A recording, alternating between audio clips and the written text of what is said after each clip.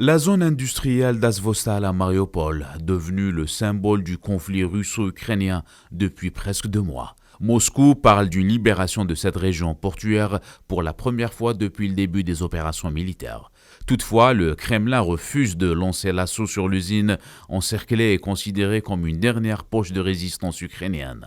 Le maire de la municipalité a indiqué que l'évacuation des civils de la zone connaît des difficultés et qu'environ 200 personnes attendent leur sortie vers des zones sécurisées. Sur les autres fronts, les troupes russes se focalisent de plus en plus sur l'est du pays.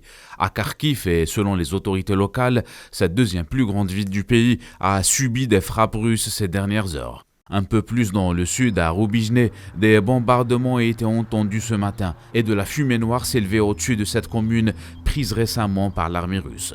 Sur le plan diplomatique et lors d'un entretien téléphonique, le président du Conseil européen Charles Michel a demandé au président russe Vladimir Poutine de garantir des corridors humanitaires à Mariupol et les villes assiégées. En même moment, les Occidentaux continuent d'appuyer l'Ukraine militairement avec une nouvelle aide militaire de Washington estimée à 800 millions de dollars.